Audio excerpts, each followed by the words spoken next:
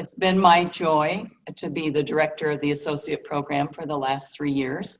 I'm beginning my 4th, and I'm happy to welcome you today to our second associate formation session. We now have a group of 11 with 3 that are with us as new since the last time. And our candidates are from various states. They're from Illinois, Massachusetts, Missouri, and Virginia. So one of the blessings of this time when we need to use Zoom is that it allows us to connect with one another from a distance. And Sister Susan Karina, who's with us today, will be speaking to us from Mississippi. So I look forward during this formation time of getting to know each one of you a little bit better. I have enjoyed our phone conversations and our emails. I want to thank our sisters and our associates who are walking with you as your sponsors and as your prayer sponsors this year. They will be with you through this formation process and share their experiences as Dominican sisters and or Dominican associates. And all of our Dominican sisters and associates, be assured, will be holding you in prayer throughout this year. The purpose of this formation time is to provide opportunities for us to connect with each other as community, to study and experience our Dominican spirit, life, and charism, and to pray together.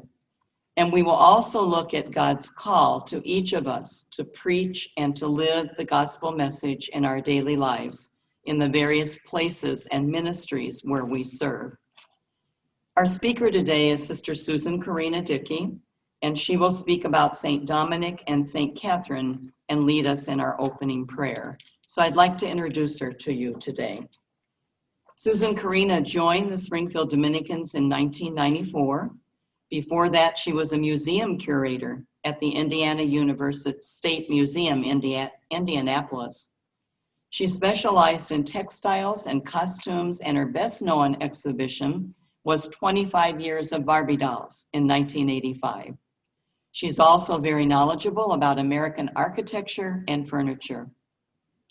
Since 2014, she has been the Vice President of Mission Integration for St. Dominic Health Services, a comprehensive healthcare ministry that was sponsored by our congregation, but the sponsorship now has been transferred to the Franciscans. So for those of you who have a connection to Franciscans, Dominic and Franciscan were very close, as you know.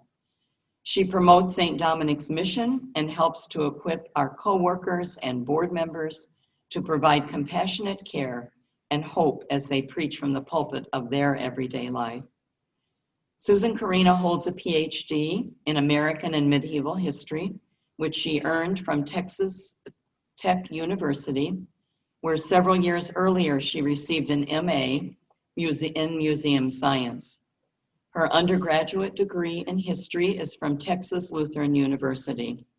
Sister grew up Lutheran and became a Catholic a few years before joining the Dominicans. As a sister, she has ministered in higher education, in a diocesan archive, and beginning in 2007 in healthcare.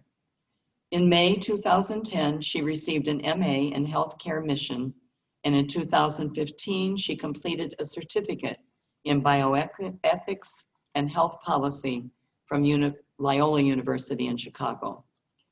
Karina says, "The thread running through my professional life is reflecting on the meaning of work. I've studied architects, builders, cabinet makers, and cowboys, and healthcare workers.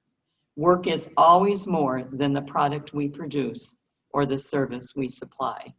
It can be a creative expression of self offered for the common good."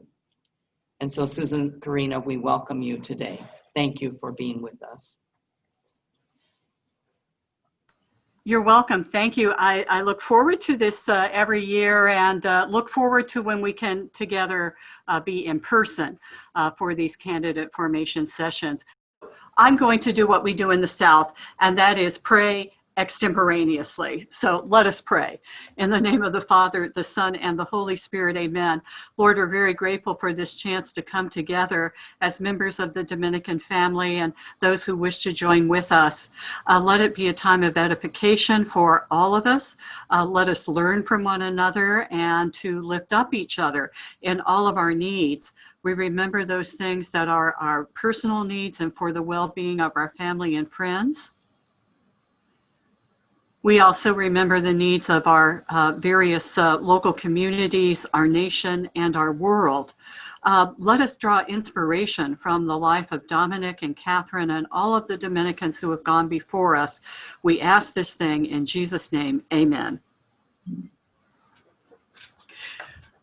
With Dominic and Catherine, and I've subtitled this, The Call to Preach in Every Age, because in their time, in the time of the apostles and Jesus, all of us are called to preach from the pulpit of everyday life.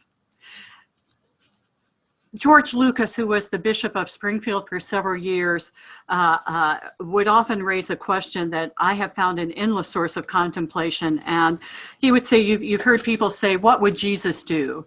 But Bishop Lucas would ask, what do you say that I should do? What is it that, how am I called to live the gospel in my time and place? We're not contemporaries of the first disciples in the ancient Near East.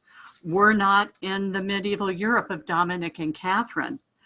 But like them, we've been called to enflesh or incarnate the gospel in our setting, whether it's the suburbs of Chicago or Lima, Peru, or Jackson, Mississippi, or Jacksonville, Illinois, whether it's in a small town on the prairies of Illinois or in the Andes at Harpa.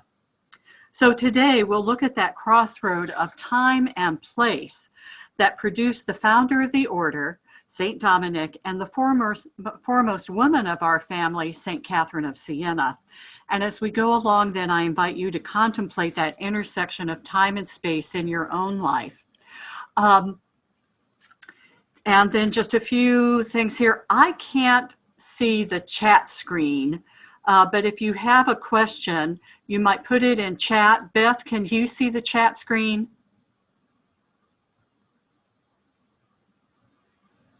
She's helping someone. Oh, she's helping someone else. You might. We can see the chat screen. Okay, if you put it in the chat screen and then somebody let me know that there's a question, or unmute yourself and ask a question. We're a fairly small group, so I think I can take questions as we go along. I would recommend that you mute except when you're speaking.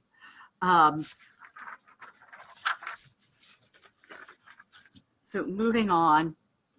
Catherine was born about 175 years before Dominic, but they both inhabited that world of medieval Europe, or the Middle Ages, that time between the ancient world of the Romans and the modern world of European nation states. They have a lot in common with us because we have a shared humanity. I've studied history for a long time, and I've become convinced that human nature is a constant across time and place. We have the same basic needs for physical security, food, shelter, safety, as well as the range of human emotions. That's something that is shared with all human beings. We all have rites of passage, birth, coming of age, marriage, death.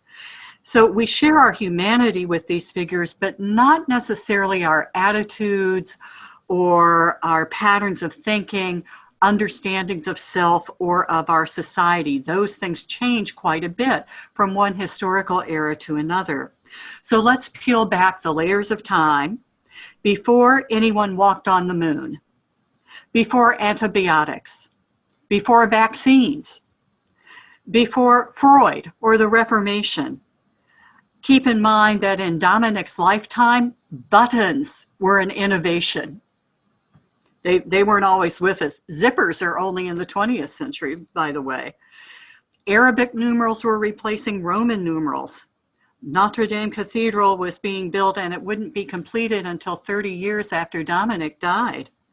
And St. Peter's Basilica, as we know it, did not exist. It was what they call Old St. Peter's. The printing press had yet to be developed. Oops. And so here's a little humor about the printing press. Here you see three folks here in the scriborium where books are written. Everything has to be handwritten.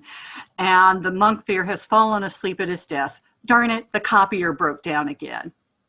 So I used this little cartoon just to help illustrate how different the times were, even though we had the shared humanity.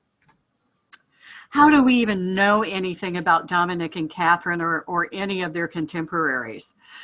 Well, we can turn to the primary sources, that is, accounts that they wrote or that were written about them at that time. Catherine wrote letters, prayers, and her masterwork is called the dialogue, her dialogue with God. Most of us rely on translations into English, and there's some very good ones out there. In fact, I have some of them listed in that handout with the chronology and some references. And then we also look to accounts that are called hagiography. Hagiography is literally the sacred writing. So for example, Catherine of Siena, the major legend by Raymond of Capua, who was her spiritual director, relates events in her life. They tell stories, some of them factual, some of them embellished probably, some of them might even be made up. But it's for the spiritual edification of the reader or the listener. Hagiography conveys a truth about the spirit of the person, but not necessarily facts. So in this presentation, I have relied on both biography and hagiography. So let's take a map here of the Europe at the time of Catherine and Dominic. You recognize the contours of the continent here. And there were a number of different kingdoms. Dominic was born in Castile. Can you see my cursor moving? Yeah, good. And then Catherine in the region of Tuscany in Italy. I want you to notice that Northern Africa here, this was the area of the Muslims, or in Spain known as the Moors. And in fact, part of Spain was inhabited by Moors during the lifetime of Dominic. The society was highly stratified, and there was no social mobility.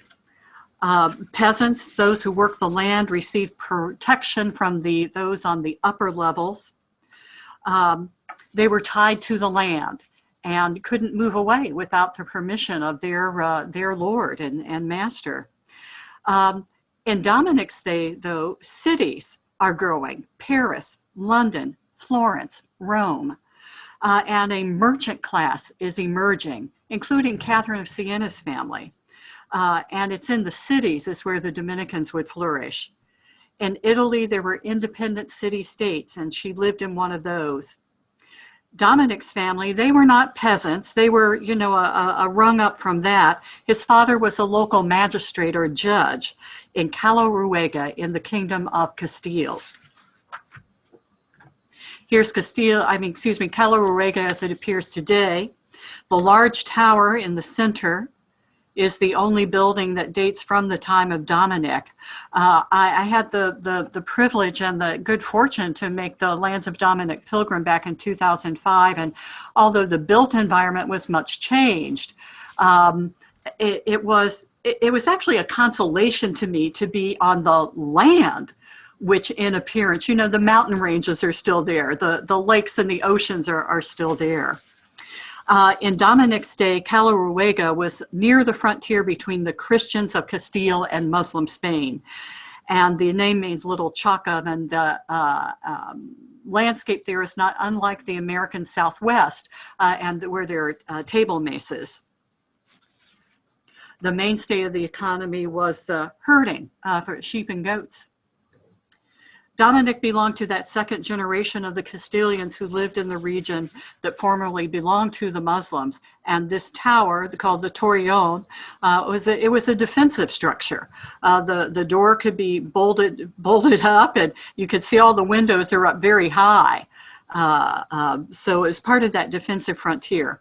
His father, Felix de Guzman, was the head of the village and depended on the cooperation of the men in the other village. So here's something to notice about that intersection of time and place. He grew up in a time and place when ordinary men had some influence on their local governing structure here. So maybe this influenced him in the way he designed the order. Dominicans elect a superior for a term of office, not for life, which was something new in his time. And then after that term of office, the leader returned to the ranks. Maybe that sprang in some part from his experience growing up in this frontier region of Castile. The picture at the right is his mother. One of the legends about Juana is that she had a dream in which she gave birth to a black and white spotted dog carrying a torch in its mouth. And that was a foreshadowing then of Dominic, light of the church, bringing the gospel to the world. Another legend about Dominic is that his baptism, his grandmother saw a star shining upon his forehead. You know, that could have been as simple as a sunbeam, you know, coming through a window of the cathedral in Osma. But it was taken as a good sign that this child was blessed by God. There'd be something significant that he would do. And by the way, this is why he's the patron saint of astronomers. When he was 7 years old, his parents sent him away for school, which was typical for the boys of his class. They were educated under the care of a trusted relative or friend. In this case, it was an uncle who was a priest in the city of Palencia. He received a classical education in grammar, logic, mathematics, rhetoric, public speaking, music, and astronomy, and of course, Latin, the language of the educated.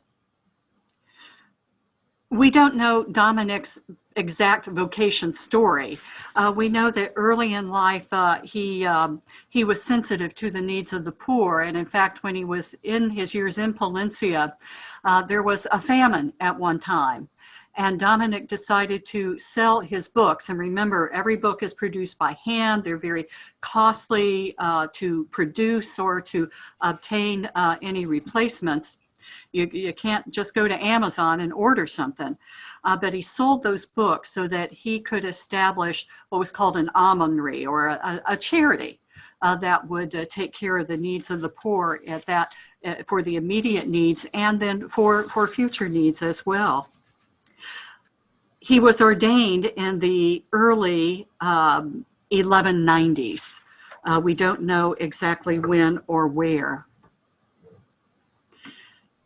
Next, though, we know that Dominic spent time at the cathedral. He was sent as a priest to the cathedral at Burgo de Osma in Spain. This is maybe 50 miles or so from his hometown. The city wall that you see here dates from his time. The cathedral tower that you see is much later.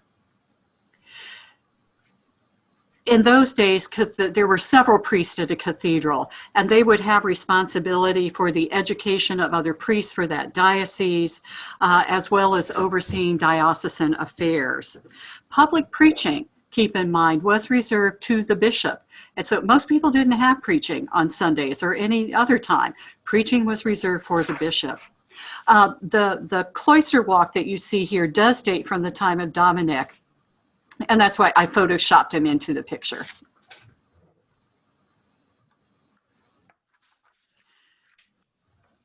His bishop was Diego, and he's depicted then on the left side of the stained glass window that you see here. That window, by the way, is at the Nashville Dominican Mother House.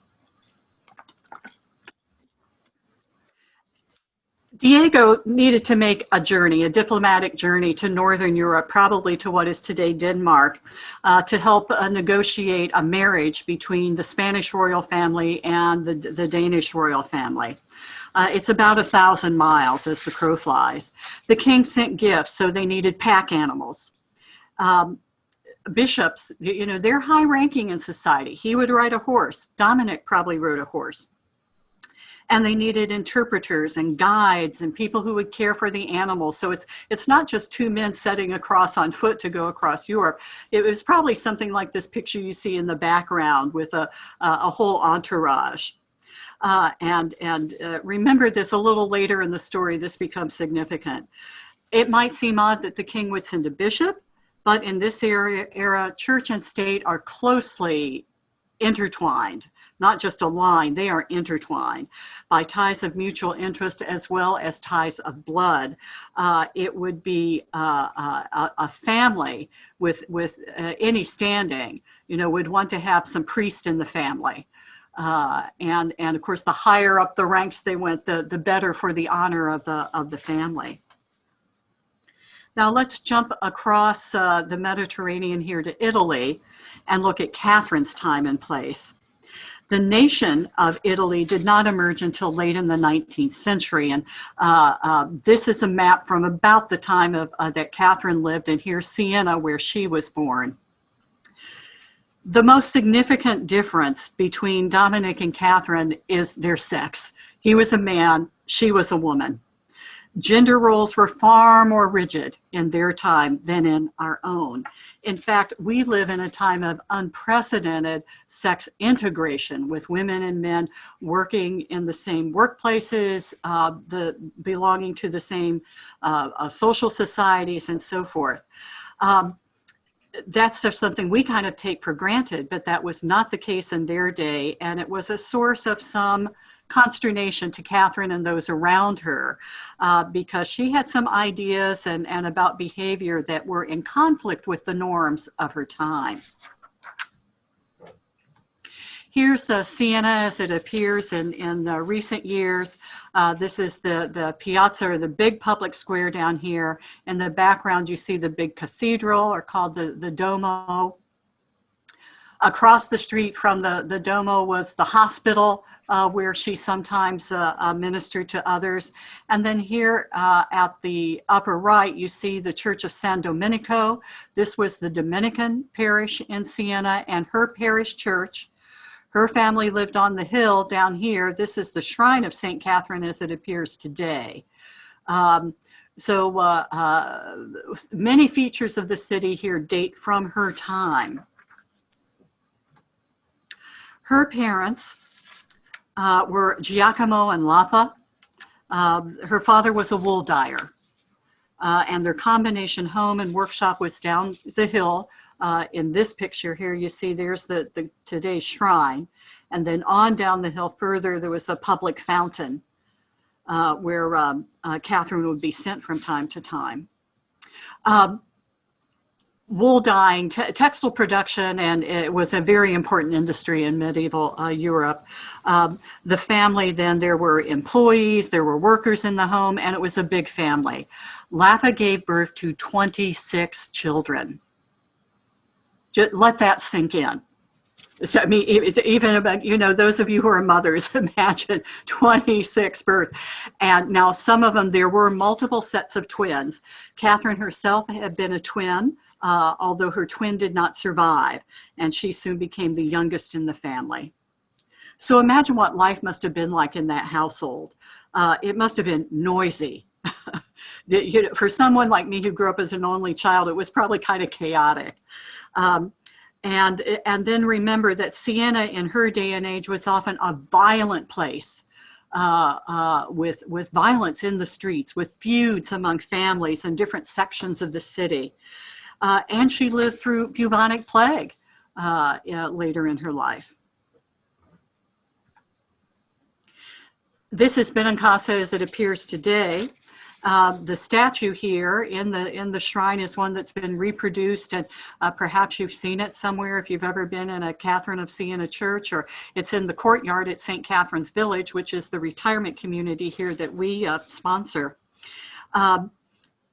And she was a pious child, so from a very, very early age. In fact, here's the picture here. She's having a vision when she's about 7 years old. So early on, there was something different about Catherine. But she had a normal childhood, and she had chores, and one of her chores was to go down the hill to the fountain and with a pail, fill it up with water and bring it back up the hill. This is still a fountain, a public fountain in Siena.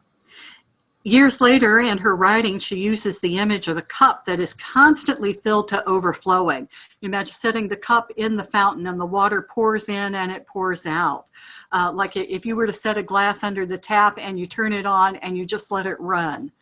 How many times she must have done this. I can imagine her playing with the water when she would go down here to the fountain.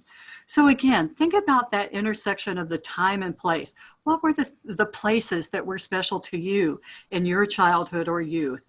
What are those special places now, and how have they shaped you? And so we'll pause here for a moment for our first reflection. And being on Zoom, we do this a little bit differently than if we were in the room all together. I would suggest we take about 1.5 minutes of silence for you to think about these questions. Reflect on those people, places, and the historical times that have shaped you. Did you have a mentor or another person? Who was your Diego in your life? What shaped your life direction? And then I think our numbers are small enough. I'll give the cue and you can unmute and we'll do some sharing. Let's take about 1.5 minutes. So at this time, if anyone would like to offer a comment, a reflection, please unmute and speak.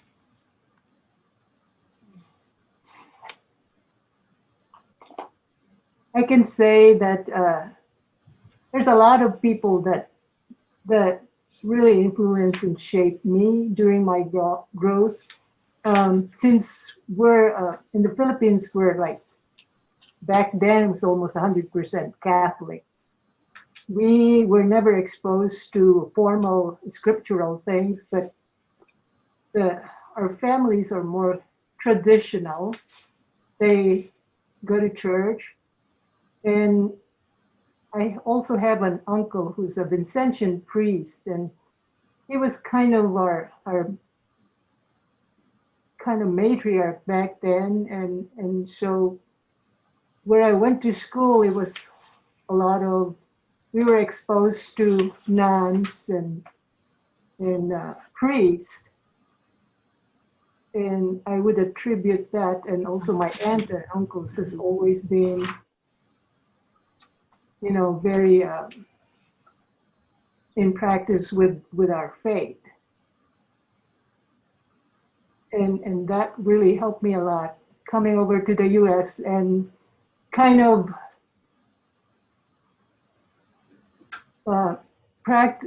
when I make decisions, basing it on my values as I grew up here in the United States.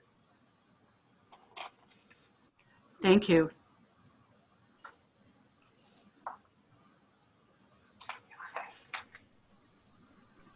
I think for me, the people who really have shaped me are my parents and certainly my grandparents, especially from a spiritual and religious standpoint. Faith was very important to my grandma and grandpa Eddington especially, and they really planted the seeds that have, I think, grown. I think also, as I've shared earlier, my connection with Sister Trinidad, the randomness of that is, it can't be coincidence. And I think that definitely has, and my best friend who's a brother to me, Tim, he's definitely helped shape my life direction. And the different places I would say historically that have shaped me personally have been when I worked at McKendree University. I spent 7.5 years there. When I was a student at Valparaiso University as an undergraduate, and then law school in Mississippi, that definitely has shaped me. And then coming back to Springfield, and I'm not from Springfield, but my family's from Springfield. I'm actually from Indiana. And so when I took the job here, it was actually like I was coming home, and I've accomplished, as I shared, becoming a dean of students at a state school, and then also becoming an attorney, two very important things that happened where my family, when they moved from England to the United States, this is where they settled. And so it's very special to me to have accomplished those things in this place.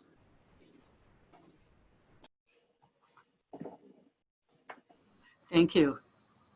I am Delia, and the same thing with Piri, coming or being raised in the Philippines with extremely high percentage of Catholics. That's all I knew.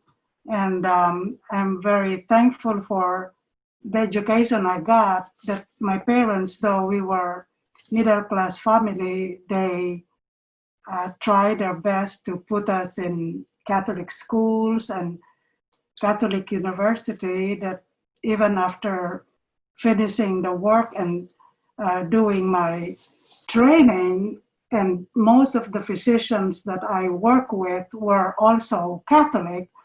And so those values in my practice were based on the guidance from my parents, my grandparents, and all my uncles and relatives that I thought was really, truly religious, but I was never really exposed to anything that was evil.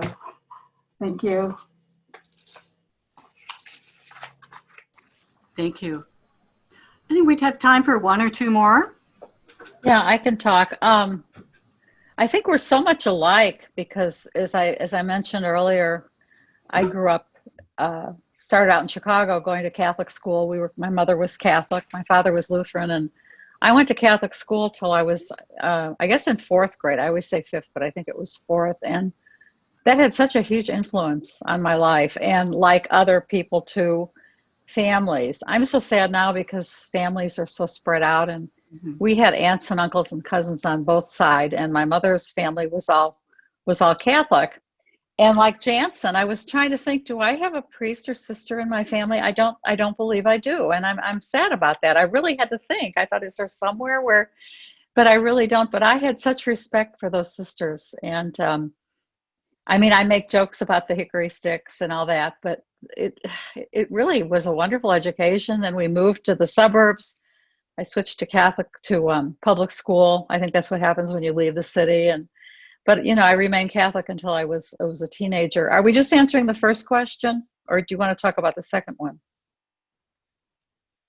You can talk about the second one, either one. Okay, well, I was just thinking about the second one, and I think until just a little over a year ago, I was kind of going on everything from that time. But then, as I mentioned, I can say it in one sentence. My husband's 4 children took him away. He has Parkinson's. He's in a nursing home. And after 25 years of marriage, they decided that he didn't want to be married to me anymore. And that was, Sister Martha was such a big help with that. And my life really crashed. And at that time I had a friend who invited me to go to her church, and Sister Martha has been just wonderful with her wonderful letters. I've kept them all. I've also been doing a lot at the Chiara Center with Dan Frichet, who has even done some counseling online, like private, like just 2 or 3 people with spiritual counseling. I didn't even know that existed. So I really have to say that until like 15 months ago, I was kind of just relying on, but now I've changed, and I got through it, and I'm a much stronger person, and I'm really very happy now, and I never thought I'd be happy again. So, but that Catholic background is just so important to me. Thank you. Thank you, everyone. Some rich sharing, and I hope this is a theme maybe you can continue to draw on in the days ahead. I'll say just a little bit about an important influence in my life about the one of the first Diegos in my life. I grew up Lutheran, and in those days, you would prepare for your first communion by going to catechism in the 7th and 8th grade. And then in the spring of your 8th grade year, you'd be confirmed and receive First Communion. And our pastor, Pastor Deck, initially, I didn't really want anything to do with this. It was every week after school. I just didn't have much use for this. But pretty soon I was drawn in and interested. And he really nurtured that sense of spiritual curiosity. He was the first person to encourage me to consider ministry as a formal thing. He encouraged me to become a Lutheran ordained minister, which at the time had just opened up to women. And I never did feel drawn to that. But after I perceived the call to become a sister, I looked him up and we got together for a visit. And I said, you know, here was a case where you had the right pew, but the wrong church. So you know, early on, that influence was those are important things for us, and they continue to color our life even decades later. Let's go back to the life of Dominic a little bit more to see that sense of time and place. That journey to the north in 1203-04 was life-changing for Dominic. It was his first encounter with a people called the Cathars. Cathars were dualists in that they believed in two gods, a god of good and a god of evil. And to them, material matter, including the human body, was evil. Spiritual things were good. They were numerous and influential in this region of southern France. Here you see around Toulouse, and then on over even a little further to Albi and Montpellier. It was in the city of Toulouse. So they've gone from they've gone from Ozma to Toulouse, a considerable journey in its own right. And they stayed at an inn that was run by a Cathar. And here you have a picture of Dominic and that Cathar innkeeper. They talked far into the night, sharing their differing beliefs. And by morning, the Cathar was ready to be reconciled to the Catholic Church. There are several things here. The historical depictions of this tend to have the Cathar kneeling at the foot of Dominic. I think this depiction is very interesting because you can see they're seated side by side and they're sharing food. So you see the grapes and the bread, which would be an allusion to the Eucharist. You see a wheel of cheese.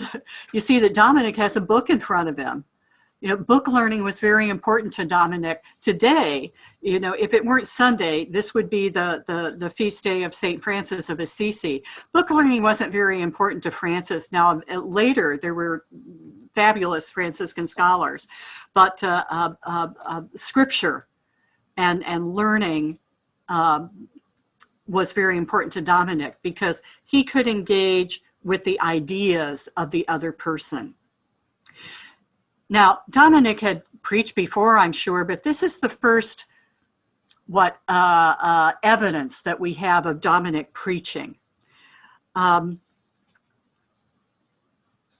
in this, we see his concern for the eternal soul of the person he's engaged with and his willingness to engage in conversation, specifically to engage the ideas and the arguments of the other person.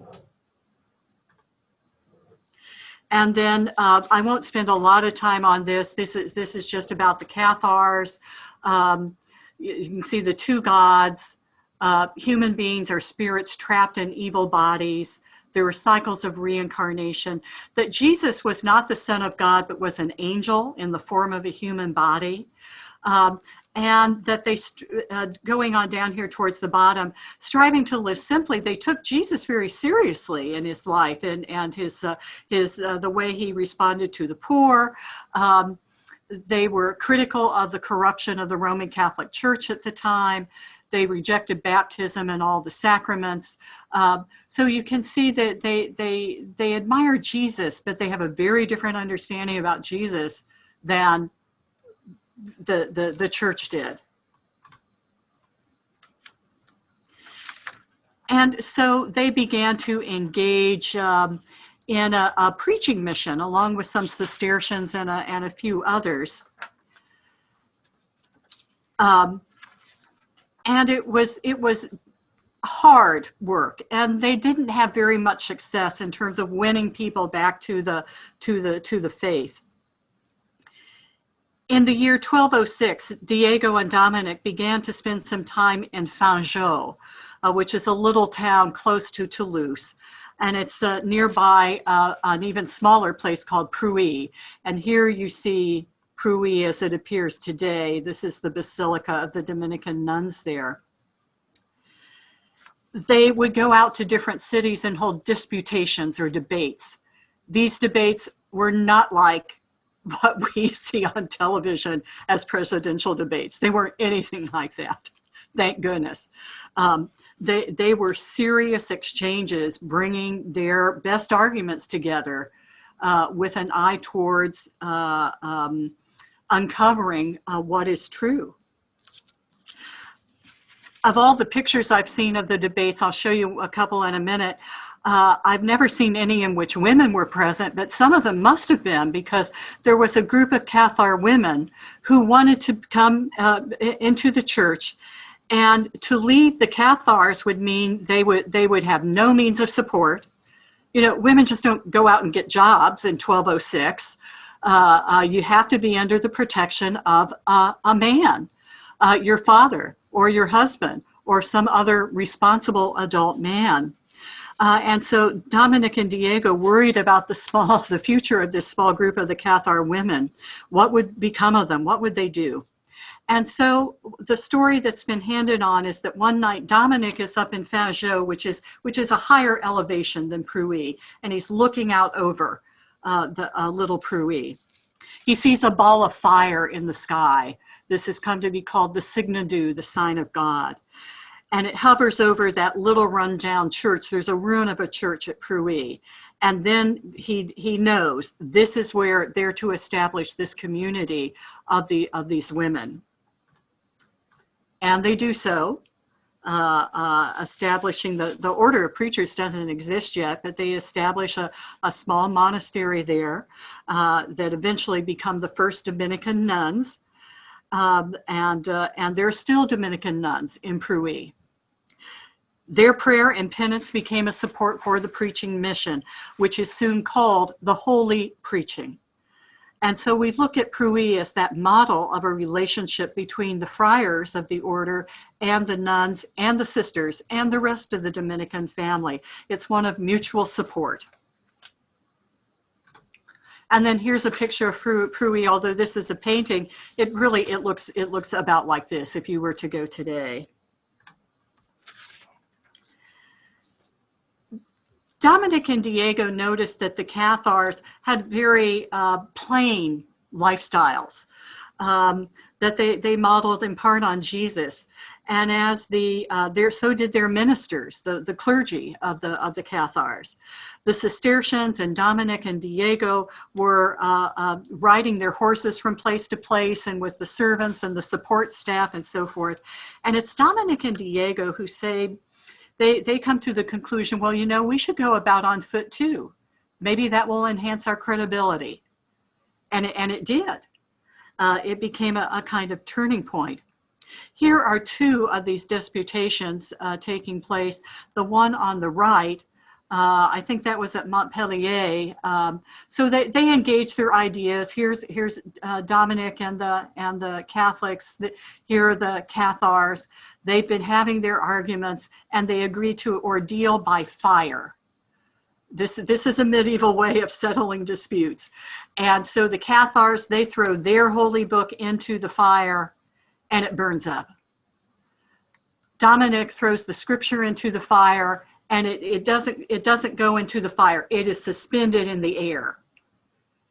And that's understood as a sign from God as his favor. This is the true faith. This is the truth that they are proclaiming. Veritas becomes one of the mottos of the order. Aquinas wrote later, at a later time, our preaching of the gospel implied a respectful and rigorous engagement with the opinions of those with whom we disagree. In good debate, one learns from one's opponents. Oh, if only we could do that now in this country. The picture on the left is one of my favorite. This is the debate at Montreal. And it's in the church at one of the churches of Florence. So here you have Dominic's preaching. Here are the Cathars. Notice the variety of reactions he's getting. Here's a fellow who's just turning away. Here are some others who are, see, this fellow's holding up his finger as if to say, you're wrong. You know, here's what you should believe. Here's one who's throwing his hand in the air and saying, you're crazy. But here's one who seems to be really listening and thinking, maybe there's something here to what he's saying. So it was not uniform success, let's put it that way. And then I want to draw your attention. Here's some Dominican humor at play here. Notice the spotted dogs. And here are a couple of the dogs guarding a sheep. So here's someone who is faithful. Maybe a cat represents a Cathar who is returned to the church. And then here is the dark dog of the Cathars stealing a sheep. And Dominic's dog is going after it. And in fact, one of the nicknames for the Dominicans are the Dominicanes, or the dogs of God. And that this is undoubtedly what the artist was thinking about when he put the dogs in this picture.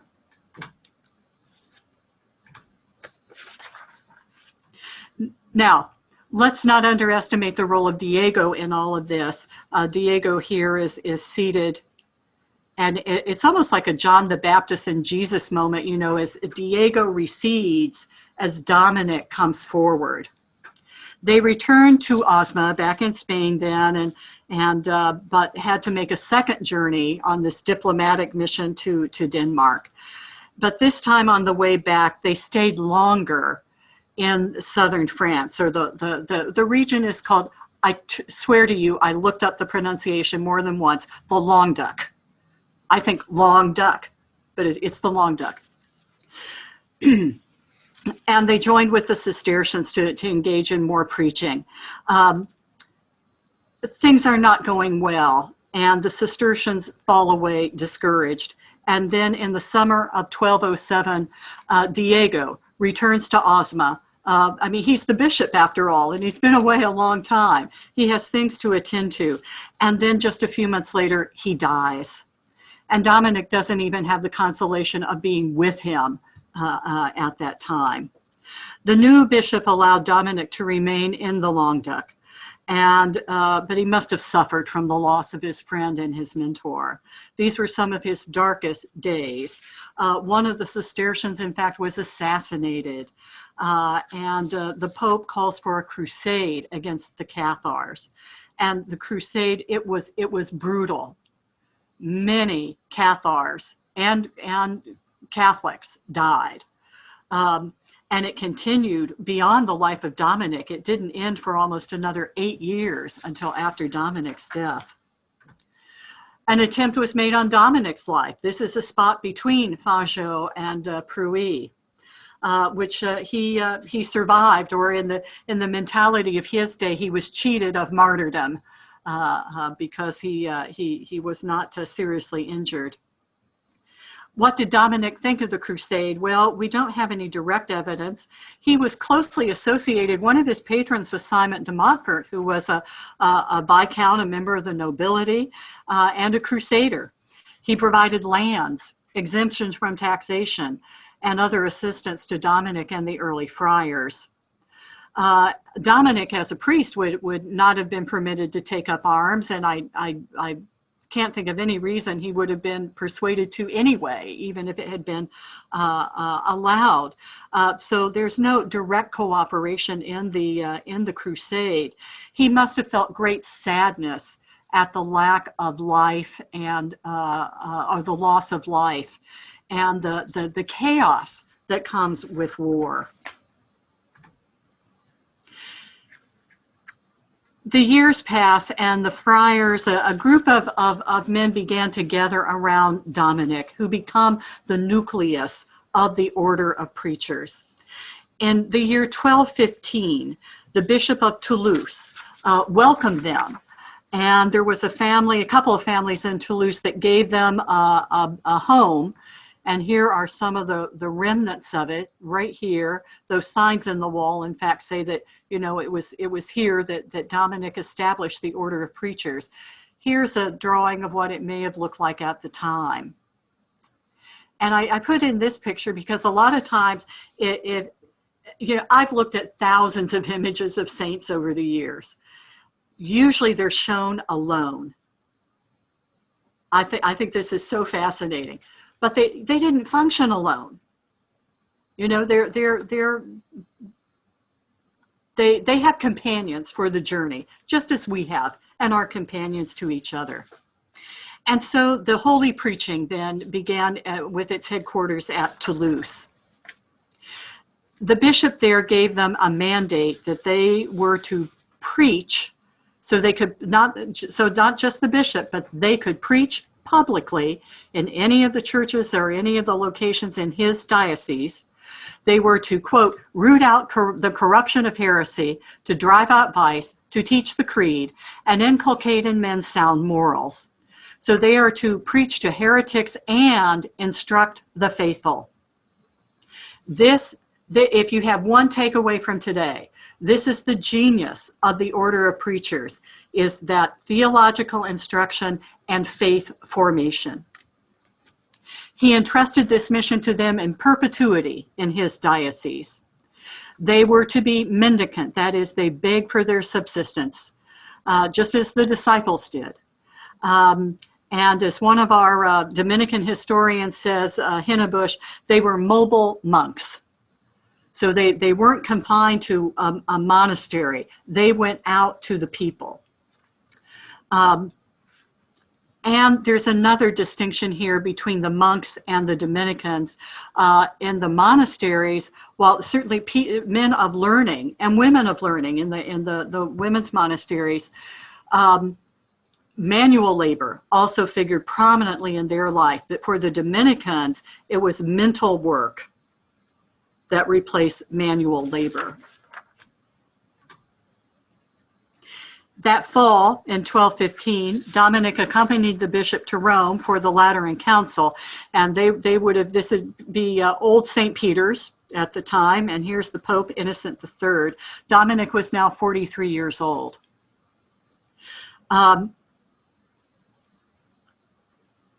so at this time, the mandate is extended that they can hear confessions as well as preaching, and that they can impose penances and act in other manners for the well-being of souls. There's also a rule here that I think seems kind of quaint to us. They were not to go into taverns unless absolutely necessary. That's probably an allowance for these are men who are on the road. They're traveling. If they're going to get some food and drink, they're probably going to have to go into a tavern. So the order is established, and it's our earliest constitutions, or the men's constitutions, is that it was known from the beginning to have been instituted, especially for the preaching and the salvation of souls. A rule was adopted. That is, religious communities have a rule of life. So the Franciscans have the rule of St. Francis. The Benedictines have the rule of St. Benedict. The Dominicans adopted the rule of St. Augustine. For one thing, the Pope said, we have too many rules out there. You need to adopt one that's already out there. And they settled on Augustine as being one that offered the flexibility for the kind of life that they had. Dominican sisters all have that rule of St. Augustine. There were still a few details to be worked out. Pope Innocent died, and then there was another pope. And so the order has its formal beginnings then, December 22nd of 1216. And that's when it's given the name, the Order of Friars Preachers, OFP. And then since 1980s, just OP, Order of Preachers. And it was after that that Dominican sisters began to use those initials as well, OP, for Order of Preachers. And that applies to the entire Dominican family. There are many stories about Dominic sending out the brethren. And here's a depiction in stained glass. And many times, even before they had completed their theological studies, he even sent out novices at one point. He is remembered as saying, echoing the words of Jesus, "Do not worry about what you are to preach. God will put power in your mouth." And then in August of 1217, just a few months after the formal founding, he sends them out. He made provisions for study. Some went to the University of Paris, some to Bologna. I think some were sent to Madrid. They were sent to the leading universities. Dominic wanted an order that was well educated in theology. From the beginnings, the Dominican men are what we call a clerical institute. That is, they were priests. And for preaching, to hear confessions, to give absolutions, to carry out the sacraments. So they were priests. There were also lay brothers from the beginning, and they had charge of what those, I guess you could say, the support staff of their day and maintaining their friaries. They may have been the ones who handled what money needed to be handled or procured the supplies and so forth, the lay brothers. Today, they're called cooperator brothers. And today, cooperator brothers and priests in the order are all of equal dignity in the order. And among them, lay brothers and priests, they minister as teachers, professors, and in other capacities. Next month, you're going to hear Sister Marilyn Jean talk about the 4 pillars of Dominican life. And so I think you'll find a lot of carryover from what you hear today. So that life of prayer, study, service, and the common life or community. One measure of a founder's success is that the foundation continues even after the death of the founder. So here you see the death of Dominic, attended by the Dominicans, and there are other religious there as well. He died in 1221, having brought a number of capable leaders into the order. He died in Bologna or near Bologna, and then he was entombed at this church, which is now called San Domenico for him. Some years later, it was necessary to move his remains for an expansion of the church. And so the Dominicans commissioned a new tomb by Michelangelo, and that would be the tomb that you see today if you were to go to this church. And here is the quote. These are said to be Dominic's last words: "Have charity for one another, guard humility, make your treasure out of voluntary poverty." Dominic, light of the church, doctor of truth, rose of patience, ivory of chastity, he ushered his companions through turbulent times, and he secured the future of the order and its preaching mission. He developed an order of friars who were mobile, learned, and who studied for the sake of mission. They were poor and begged for their subsistence. They patterned themselves on the Gospel of Luke, chapter 10, the sending out of the 72. He developed a structure for dealing with the challenges of his time, and yet structures that remain timeless. Our basic kind of function of how we organize our life remains very much the same as it was in Dominic's time, even for the sisters. And some of the challenges we face are looking to the timelessness of the order. And what do we need to adapt? Just as Dominic made adaptations to what had been the enclosed monastic life. What are the adaptations we do today? Having lay associates is one of those adaptations for the sake of the preaching mission.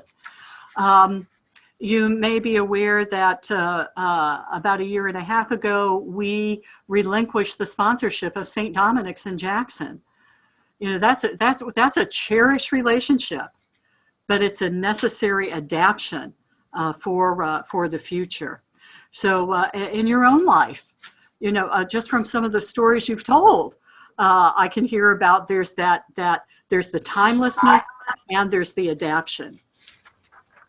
Okay. There's that. There we go. It looks like we've got a couple of other folks joining us now. So we're going to continue and go and catch up on the life of St. Catherine. And then this is a shorter section, and then we'll have some more pause for reflection. Now, she was born in the Middle Ages too, and yet in a different time and place. The most significant difference was that she was a woman, and I think I'd already mentioned that, and how gender roles were very rigid in her time. And from early in life, though, she was a maverick. I mentioned that she had this vision at the age of 6 or 7, and that's when she made a private vow of virginity that she would not marry. She would dedicate her life to God. Now, a girl of her social standing would be expected to marry an arranged marriage when she got to be about 14 or 15. And so her parents, begin to set up this kind of thing, and she won't have anything to do with it. She resists.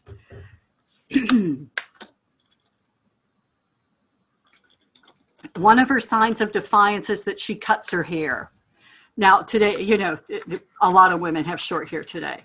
It's not that big a deal, but it was a big deal until about the 1920s. And for a woman to cut her hair, that's what happened if you went into the monastery. That was a sign of renunciation of marriage, of a life of comfort, of a life that would be considered normal. She cuts her hair then, and that convinces her parents that she is very serious about not getting married. She wants to join the Montellate, that is the lay Dominican women who are based at San Domenico Church that you saw the picture earlier there.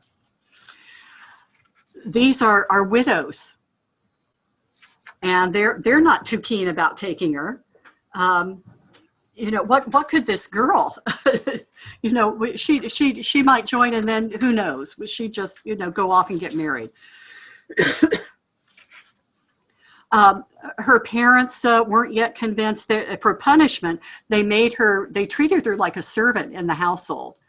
But she turns this around, and she thinks of herself as serving Jesus and serving the Holy Family. Is how she coped with this. Eventually, her parents relented and allowed her to join the Montellate, and the Montellate accepted her. This is when she's 18. And I mentioned their base. Here's the inside of San Domenico, and this picture is taken from the back, which is where there's a small area that was reserved for those Dominican laywomen. They visited the sick, and they performed acts of mercy and charity, which was acceptable for a widow to go out into public by herself or with a companion. Not for a young unmarried woman like Catherine, but she was a Montellate. She joined, and then instead of engaging in this life of active service, she shut herself up in a room for 3 years. And for a life of intense prayer and the companionship of Jesus. And again, to the consternation of her family, going out only to go to Mass at San Domenico. At the end of that 3-year period, and she suffers many temptations during that time, she eats very, very little. Today, she might have been diagnosed with anorexia. That's how little she consumed in the way of food and how thin she became. At the end of that 3-year period, though, one of the most significant events in her life, she experienced mystical espousal, and here is a depiction of that. Mystical espousal is a gift given to some, the espousal of Christ and that soul. In her vision, the Christ child came to her and gives her a ring, invisible to others at her request. From our 21st century perspective, mystical espousal may seem over the top. Let me tell you, just about everything about Catherine was over the top. to her contemporaries, as well as to people in our own century. But, you know, here's the kernel in her experiences, is that tremendous degree of intimacy with Christ in his sufferings, especially. To her, the Blessed Sacrament was the food that sustained her. And the laity seldom received communion, once a year, or maybe twice, depending on some lay group that you might be part of. She would be with the Montellati back there in their special session. And many of the stories handed down about her are how the consecrated host would fly from the hands of the priest to her mouth, that Jesus was giving her communion every time that she went to Mass. In the year 1370, she received a series of visions of hell and purgatory and heaven. And after that, after enduring that, then she heard the command to begin to engage in that life of active service. Here's a depiction of being tormented by demons. And then here are some scenes from her life. Here's one of the miraculous communication to Catherine. Oh, I think I forgot to tell you about the stigmata. A few years later, another of her mystical experiences was to receive the stigmata while in Pisa. And again, at her request, visible only to her, but always a source of pain and her identification with the suffering of Christ. Here in these pictures, then, another incident, the exchange of hearts between Catherine, looking at that passage from Ezekiel about, I will take from you your stony hearts and give you a heart of flesh. And then here an encounter with a poor beggar, and Catherine gives him a cloak so that he'll be covered and be warm. And then later in the day, Jesus reveals himself to her as he had been the beggar. And so here are just a few things to give you a sense of her life and that closeness to Christ. She did very practical things as well. She took care of the sick. And remember, she lived through the bubonic plague. She spent so much time at Santa Maria della Scala. This was the big hospital in Siena, which, by the way, functioned for nearly 1,000 years. It only closed about 1990. She was there so much they gave her a bedroom so that she could sleep and rest while she was there. She wrote letters to prisoners and visited them. She visited the sick. She engaged then in the corporal and spiritual works of mercy. She wrote to political leaders and even to the Pope. We might say that she was a social justice advocate. She lived in a very turbulent era when city-states were often at war with one another, and she would help to negotiate truces and peace. Her active role scandalized many. This is no way for a woman, especially a woman who's not married, to be out in public so much. But even so, a band of followers, lay Dominicans, gathered around her, and Dominican priests initially assigned to kind of keep an eye on her, but become part of her little family. And so she traveled throughout Italy and even to Avignon. She lived during the time of when the Pope, it was too dangerous for the Pope to live in Rome, and lived in Avignon, France for a number of years. And she continually begged him, said, be a man, Holy Father, you should come back to Rome. That's where you belong. And eventually he did. I want to come back to this in a second. I mentioned her letters, and you have a list of those in your that handout. And then in November of 1378, the Pope, who was now back in Rome, asked her to come to Rome, and she stayed there for the rest of her life. She was ill much of that time. Partly due to the rigors of her fast and her penances. For the final 3 months of her life, she was in constant pain, and she offered up her suffering for the unity of the church and for the sins of the world. One of her final visions was she felt the bark of Peter, the ship of St. Peter, the church, resting on her shoulders and feeling crushed under its weight. And this is sometimes why she's shown with a ship on her shoulder. She died on April 30, which that year was the Sunday before Ascension. A desire, and typical in the Middle Ages, is to be close to the holy ones. That's part of that medieval mentality. And so Siena, they said she should be entombed here. And in Rome, they're saying, nope, she's here and we're going to keep her. And so what happened, as not unheard of with the saints in the medieval period, is Siena got her head. And you can see that at San Domenico in Siena. And Santa Maria Sopra Minerva, a church in Rome, they've got the body. And that's where her remains are to this day. You've had a chance now to hear a little bit about the life of Dominic and Catherine. Let's back up then to this next reflection. And if you think of the attributes, the symbols, you know, we've talked about for Dominic, the book, the star. He's often shown with a lily as a sign of purity. With Catherine, we sometimes see her with a book, the book that she wrote.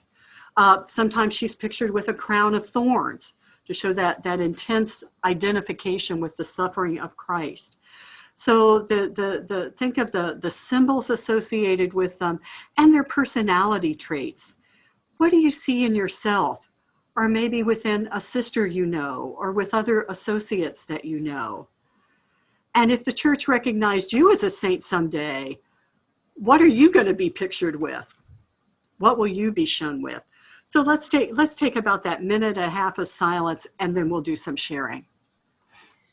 Thank you so much, Sister Karina. Could I make a suggestion? If we could go into breakout groups after this minute and a half of silence, that way that gives them smaller groups to talk in and they'll have more time to share. Does that sound good? Yes, that sounds perfect. And our schedule, we're going fine. We'd have time to do that. Okay, so you give me the signal and I'll open the breakout rooms when you say, and I'll close them when you say. Okay. Let's take about another minute of silence, and then I'll give you the sign for the breakout room. Okay, and how long would you like them to stay there? Will we be in 2 rooms of what, about 10 each? Well, I'm going to put them in much smaller rooms. I've got Okay. 4 rooms, and there's between 4 and 6 people. Okay. Then, you know, I think we have time to take about 12 minutes per. Okay. 12 Sounds minutes? great. Okay. Okay, thank you. Then we'll start our minute of silence from now. I'm going to interrupt.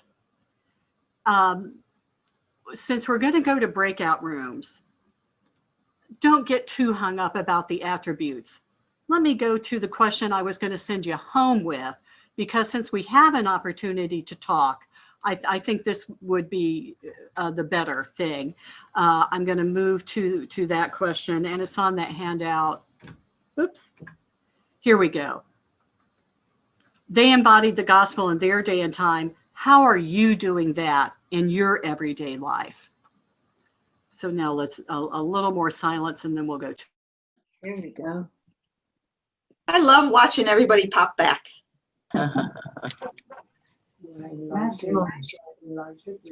Amazing what Yeah. they can do. Yeah. A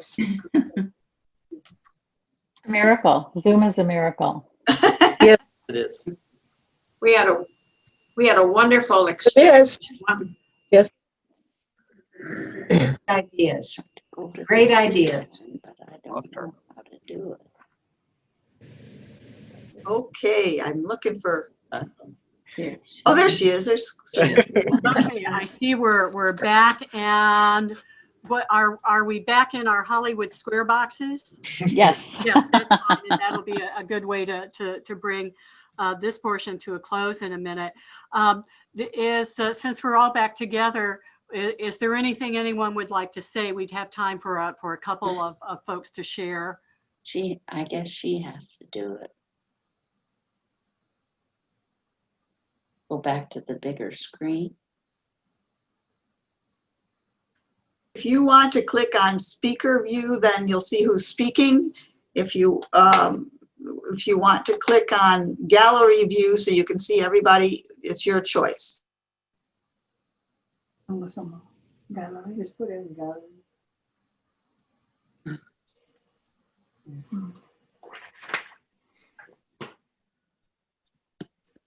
Well, hearing none, then let me bring this to a conclusion. Yeah. Dominic and Catherine have inspired generations of members of the Dominican family. In them, we have not just examples, but a brother and sister in Christ to each of us, to inspire, to accompany, and to share our joys and trials. I hope that in learning about them and reflecting on how you preach the gospel from the pulpit of everyday life, that you feel a little closer to them. I know they want to draw us closer to the Lord. Thank you, and God bless you. Thank you, sister. Thank you for your very tots, You're clapping. for your wonderful presentation. And your background has Oh, there we go. your background as a historian certainly gives much Now, spirit to St. Dominic and St. Catherine for us. So thank you for the wealth of information that you've shared today. We know that it's no small task well, I to can't prepare get a that presentation like this, off to especially my virtually. screen share. But it's been Thank good you, thank you. to be with you. Mhm. To our associates and our candidates, our next meeting, I don't know where I am. Sunday of November the 8th, and Sister Marilyn Jean Runkle, Mary Helen, There you're we go. surprised to know that, will be Nope, that's presenting not it either. Dominican Spirituality, the Oh, Pillars of Dominican Life. And this presentation will be a YouTube like we had before for the first presentation, but we will be sending it to you to be used on that Sunday afternoon or as soon as you can after that. And again, I ask and recommend that you connect with your sponsor after the presentation so that you can do some dialogue together. Even after this presentation, might be good also to try to keep connecting. Then in December, we will be back on Zoom. So it's nice to have that every other time so that we can connect with each other. So thank you for your presence today. And I want to especially thank Sister Beth Murphy and Aaron T. Brinke, who are here as our technology gurus. Without them, we could not do this. Blessings to all of you as we move into a more colorful season of this autumn, which certainly is God's gift to us. And enjoy the rest of the day. It's great to be with you. God bless. sister. Thanks, Sister Joan. Thank Thank you, you, Doug. sister. Bye now.